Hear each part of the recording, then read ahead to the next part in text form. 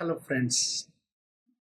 Uh, Hope you have been enjoying this faculty induction program and keeping in view that the target of FIP is to introduce you to the world of education, to the world of professional world of teaching, learning, and you all are well-read people having passed through all the examination and system.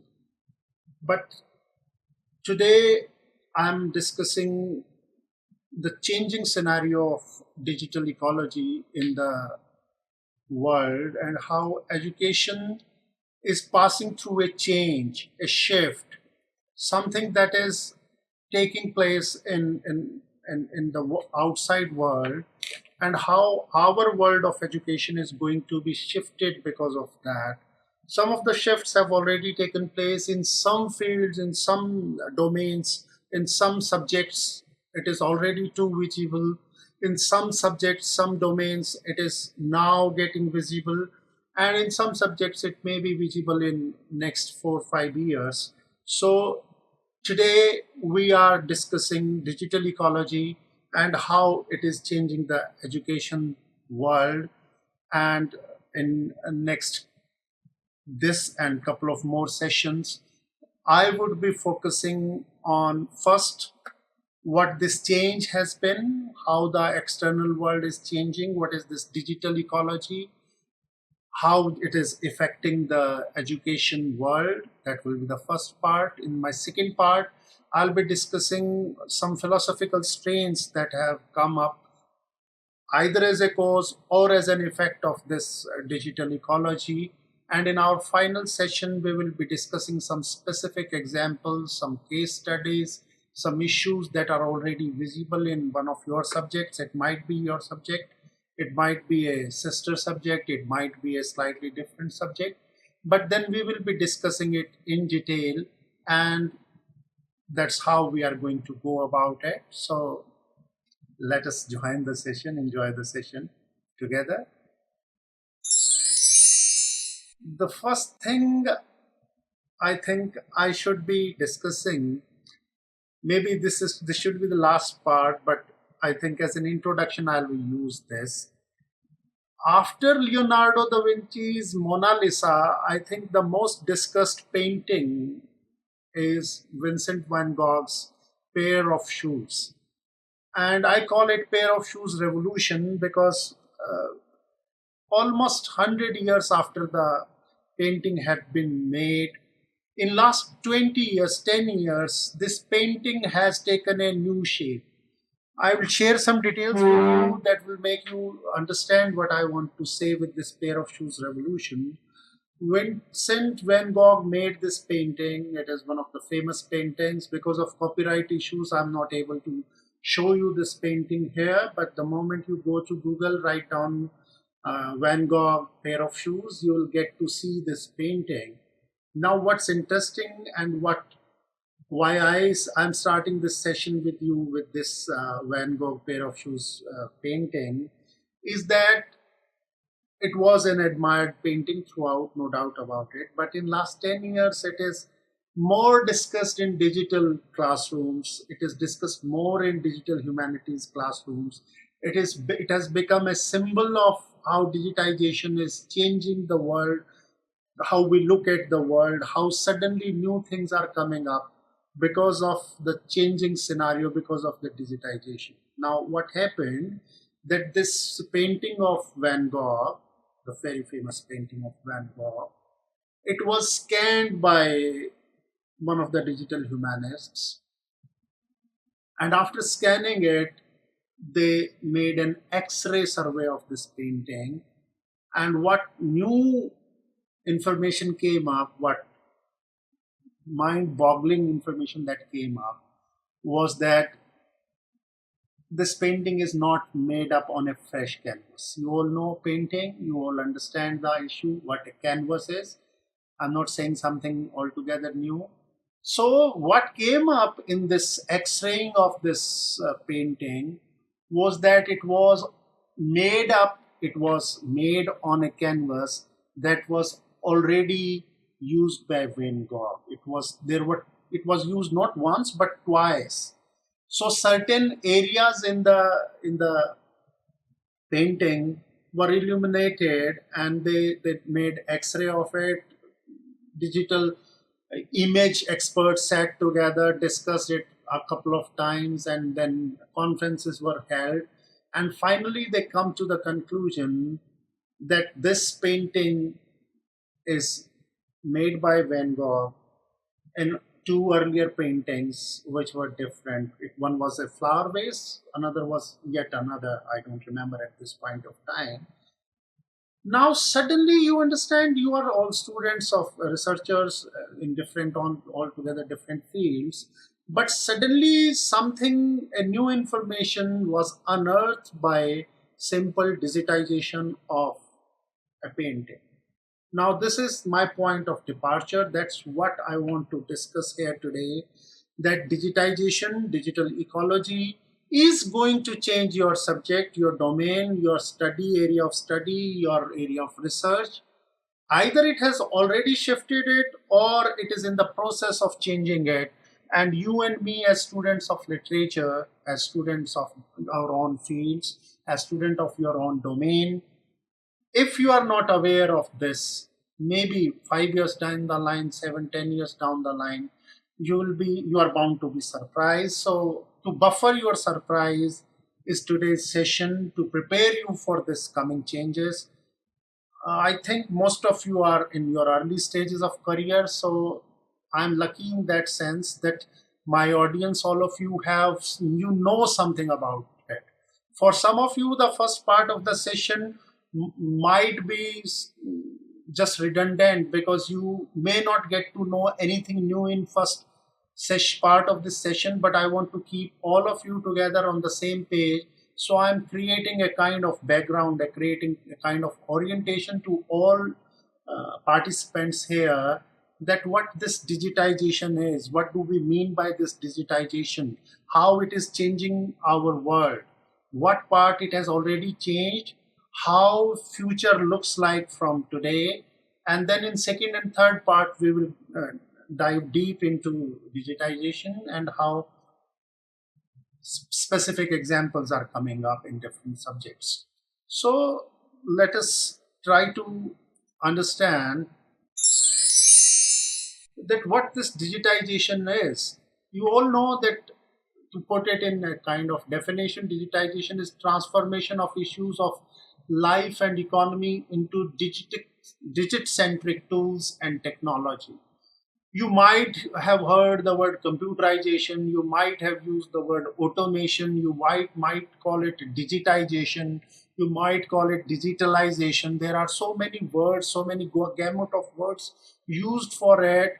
But for our convenience, we need to understand that at your level, all the four primarily means same. We are discussing all the four, though I am using the word digitalization here, but computation analysis, computers, digitization, automation, they mean more or less the same thing in our context. You all know that in last 30 years or so, post 1990s, there has been a rampant expansion in digitization. Earlier, there were only some fields which were automated or computerized, but now in last 30 years, if you are 30 years of age, maybe you might not understand what I'm saying, but you need to know that there has been something going on in last 30 years, and I'm considering it something that has not happened in last 400 years. If you look at the history of civilization, the last such a big change was Renaissance.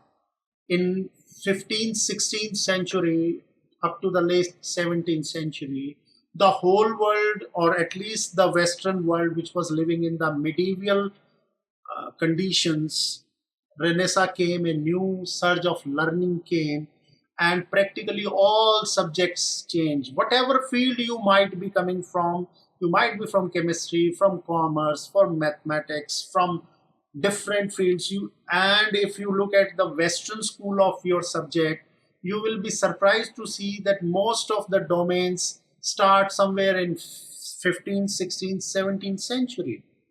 And prior to that, there may not be a history, though, of course, in Indian civilization, in Vedic civilization, in civilizations like Egypt and India, you might find things, references of your subjects prior to last 400 or 500 years. But what I'm saying here is that looking at the Western pedagogical angles, Western educational angles, research angles, all things would somehow go back to Renaissance. And what I'm trying to say in today's session, and I'll come back to again in my second session, second part of it, that Renaissance seems to be the reference point, and after Renaissance, digitization, advent of computers seems to be the biggest breakthrough in last 400 or 500 years. So what I'm referring is past is those last 500 years, and present and future is the digitized world. Now more and more spheres of life are controlled by programmed machines. And you all know that they work through bits. I'm not going into the algorithm of computers, because only for it is important only for people who are from data sciences, for computer world. For them it is important, but not for all of us. And let me tell you, let me repeat it again and again, that digitization or digitalization is just 30 years old, is a phenomena that came up in the last decade of 20th century, and then is the 21st century. So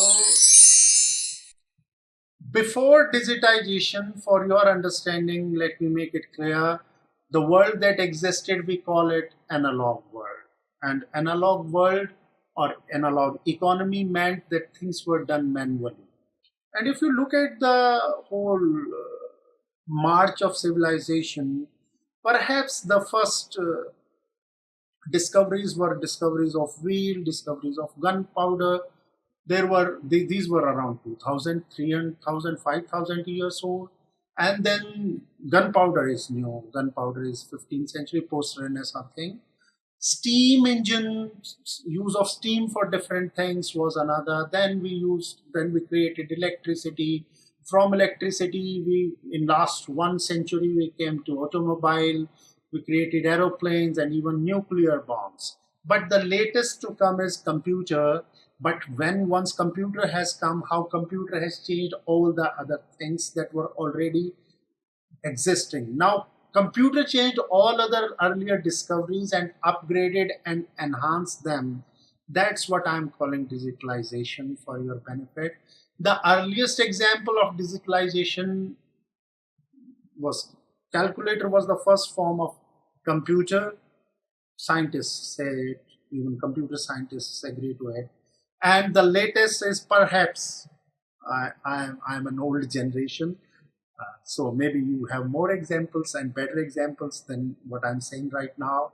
But perhaps the latest is driverless car. There is a lot of discussion, a flying car, a driverless car, only a car where you enter and like Alexa and Siri, you tell it that, okay, I want to go to Parliament House.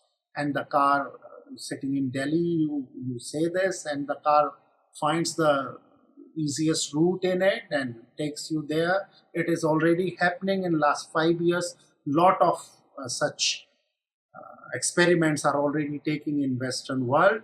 But still, let me tell you, this is not the end. This is only what we know today. Today, in September 2021, we know this. But this is going to change. Maybe if somebody listens to it in 5 years down the line, this example would look like an old example, a redundant example. But I thoroughly agree with that. This is what we are saying at September 2021. Now, let's try to understand what are the shifts, what major areas of life have seen the shift. Like you all know that earlier, I'm talking about the chunk of 400 years, not last 50 or 100 years, last 400 years. So maybe to some of you, it might appear to be an example which is already redundant, and some of you might even Google the examples that I'm using, like the example of messenger. When we say messenger for today's generation, it may be an instant messenger, it may be a WhatsApp, it may be a text message, it may be an Instagram, and God knows what. I'm not aware of even all of those. But earlier it was somebody who would carry a written letter or a verbal message of person A to person B. You must have heard about old courtiers, kings and queens sending messages to their counterparts, and somebody on a horse or on a bullock cart or on a camel even, or sometimes even by foot, would go and deliver the message. So that was messenger earlier.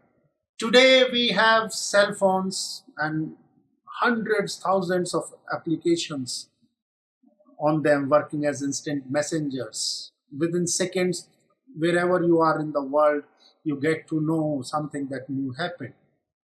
From messengers, we moved to letters by post. We had telegrams.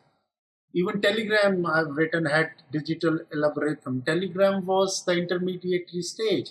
Then came telephone. From telephone, even up to E10B, it was used. E10B is a technical electronics. People know it. Even I don't know much about it. But some electronic person gave me this word, so I have been using it without fully knowing it. Please allow me that use. So telephones came from messenger, came letter by post, then came telegram, then came telephone. You all know it. I'm just creating a kind of context. And today we are leaving them behind. And what has taken place are cell phones, satellite phones, emails, instant messengers, Twitter, WhatsApp, Telegram. You all know about them. Scanned documents. Within a minute, you get to scan. All of you have handheld devices like mobile phones. Within a second, you scan the document, send it by attaching it to any other application, and it reaches. Digital photography, videography, FaceTime, live session, online session. Today, what you must be at this point of time listening to this lecture through some session, through some application. Some smart TVs have been replaced by smart TVs, and now the resolution is moving from QHD to UHD, and God knows what, and working on Wi-Fi's and all. So I hope you understand what I'm talking about when I'm saying this shift in communication has taken place. And this shift in communication actually has shifted all the fields in the world, all the walks of life. Like, think of banking. 30 years ago, banking had teller people sitting across the desk, and you going there presenting a check, and he would count the money, put it in register, and similarly you go and give money, take money. Everything was done by hand. Banking is perhaps the most important sector in digitization in present world, because the shift is visible. All of you who have seen, I'm sorry, the word that came to my mind was ancient banking. Looks like 400 years back. No, only 30 years back banking was altogether different. If you have seen that, maybe you understand what I'm saying. Similarly, if you people with commerce background, you hear and understand trading and how it used to be traded. You watch a film or something, Arshad Mehta serial, you see how actual calls were made, how the trading was done, and now you see the online trading sitting in the comfort of your house. You buy, purchase, sell, stock market, shares, and all. Stock market has moved on to future, to day to day tracking, and see how computerization has made it all so easy. Similarly, your shopping experience, which was retail experience, going to the shop and buying, now you see the online shopping. You can see the whole catalog on your mobile phone and take a call. Similarly, transportation is passing through a shift. I already talked about a driverless taxi. You all know about Google Map, how 30 years back or 50 years back you would find somebody and ask for an address. Today you just put it in Google, though it is still not the thoroughly dependable application, and there are 100 more. When I'm saying Google Map, it's just a reflective one. I'm not advertising here for Google. There are other map applications as well. You can think of it. Similarly, PDS has gone changing. UDI based, your Aadhaar card based KYC and other things, they have come up, and now everybody gets his subsidy in his bank account. Similarly, in 1940s, 50s, 60s, the role played by radio, even in First, Second World War, now FM has taken over, broadcasting has taken over, even text has been converted into speech.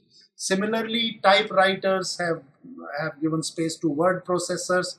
And lately, I was watching a web series where students in a school print a gun on a 3D printer. Even I was shocked that a 3D printer would allow printing of a gun by students in a school. And the web series talks about a school in Tel Aviv and how there was a lab for students, how they were allowed to use printer 3D printer, and students given a tool, they would use it the way they like to use it, so they created a gun out of it. So 3D printers, that's the future. But education is now come to our own thing, that how as an educationist we are or researchers we are associated with it. When the basic communication ecology would change, it would change the society. And if the society changes, it changes the questions. Education is nothing but knowing how to find answers to the questions that life puts. From my point of view, education is the whole gamut of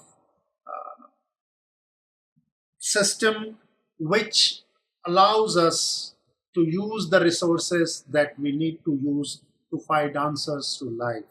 So the questions will change. You would need to find more resources, more tools, and that as a result of it, pedagogy will change. I have written something important. This sentence means a lot. When the world we live in has been digitized, how can education remain analog? So education is bound to become digital.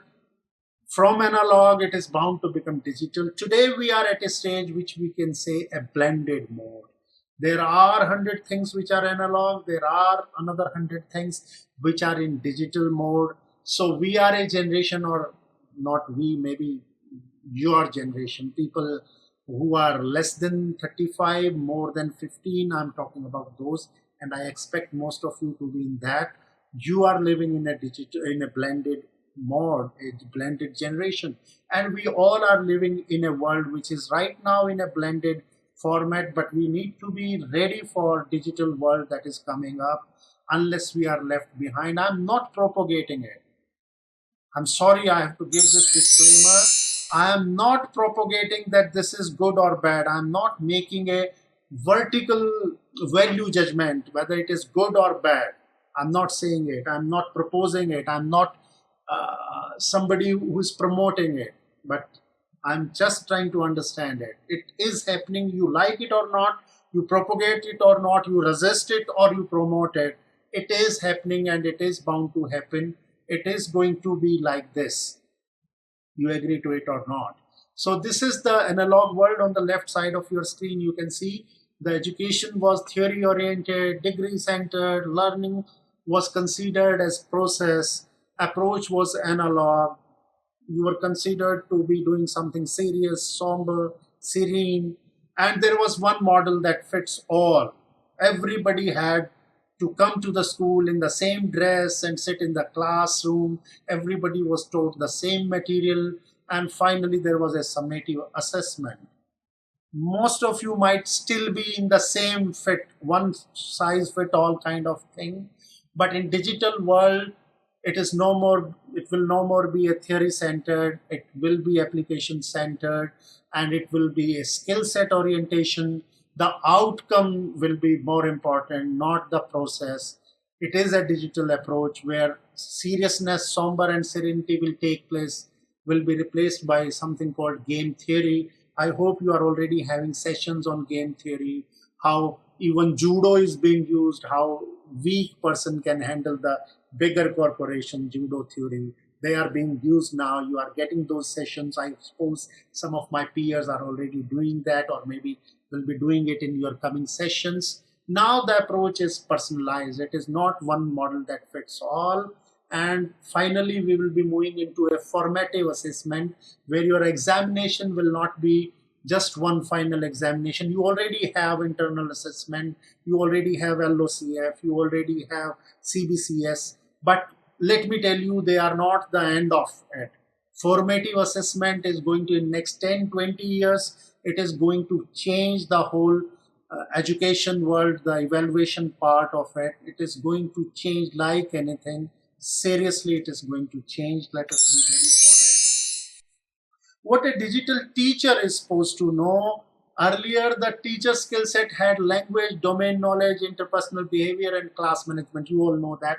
I'm not talking more about it. What I want to bring into your knowledge is that now language has a new subset, and that subset is called the digital latent knowledge. You might not have a certificate in handling Microsoft Word or Microsoft Excel, but every time when you sit in your other day I was looking at a meme, a very interesting meme, where there is a scenario that an Afghan leader is asking his assistant, "You do not know Excel, so how would you take care of or count the bodies that are lying outside?" So Excel sheets would be needed even to count dead bodies. Excel sheets would help us understand. There will be soon, you will have post corona, when we reach that stage, there will be Excel sheets passing different desks, where the whole subset of whole 5 crore people who got coronavirus information would be classified in different columns. So that I'm calling it digital latent knowledge, where you would need that knowledge not as a major subset. Even a teacher in, let us say, music or fine art. I just gave you an example of Van Gogh's image, literature, language. Even they would need to have it. Everyone would need to have it. Similarly, as if even if you were earlier also, if you were a teacher of mathematics, you were supposed to express yourself through words. Similarly, now you will need to express yourself that through the digital latent knowledge. Now, communication has a new subset, and those subsets are, out of joke, I'm saying Google Groups and WhatsApp. So communication, you would need to have some terminology, something, some tools, backup tools to use. But problem is that teacher is still a role model. Problem is that we have no privacy left, no personal space left. Your personal phone number, 5 years back, another joke that used to go through is that earlier teachers, students were frisked that they cannot bring mobile phone to the class, to the school. And now those very prohibited mobile phones have helped us scrap through the through corona times. You and me, all teachers, have used those very mobile phones in students' hand to reach to them. So you can understand, this may be used as an analogy, sorry, that this is what it is.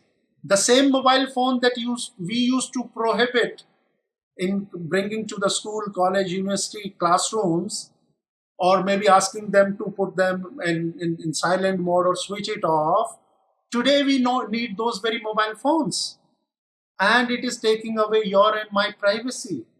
Whenever you will be filling your APIs, NRF, AISHE, Google Forms, SSRs, you would need all these skills. You cannot say that I do not know how to work on a Microsoft Word or Google Slide.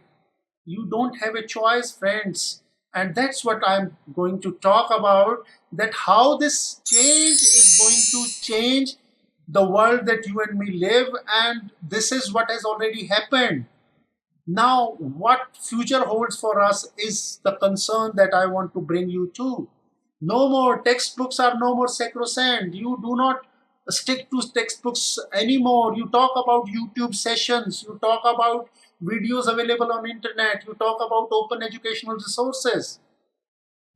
Teaching was already difficult because of behavior, pedagogy, and focus. Now it is all the more difficult because you do not know. The student on the other end of discussion, right now you are on the other end of discussion. I don't know whether you are sleeping or you are awake. You are listening to my session in the preview of your bedroom or in your drawing room or in your working area. I don't know. So focus is a problem. Further complicated because you are always competing with Google Baba. Whatever you say, Van Gogh's pair of shoes, But the moment you say it, you put an year, you put an expression, student is bound to go to Google, check it out whether sir said it was in 1917, but in Google somebody says it is in 1916. So you are always competing with it. Similarly with dictionary, reference books, authorized text, they have become now outdated. Text is no more limited to the written word.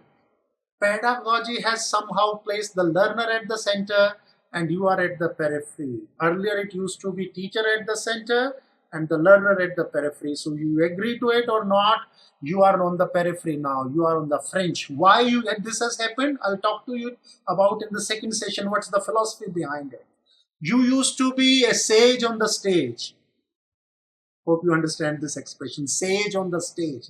Now you have become only a facilitator.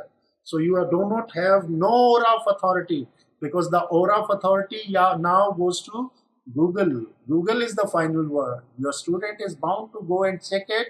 And if he finds it correct on the online sessions, online presence, maybe he is going to believe that, not you. So what challenges await you?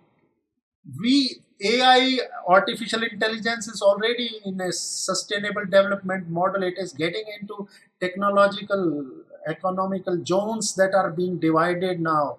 Unless you can use it, it is going to leave you behind.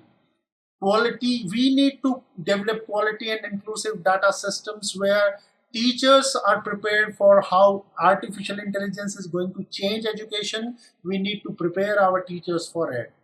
Research in AI is going to change, and we need to see plagiarism suddenly in last 10, 20 years have become such an important thing, because earlier the resources were limited. How many books you could copy, and the moment you copy you were getting caught. But now there is an endless resource available online, and the moment you touch it, it changes. So dealing with ethics and transparency in data collection, use, plagiarism, dissemination, it's going to change. Similarly, the power of AI rests in the hand that use it.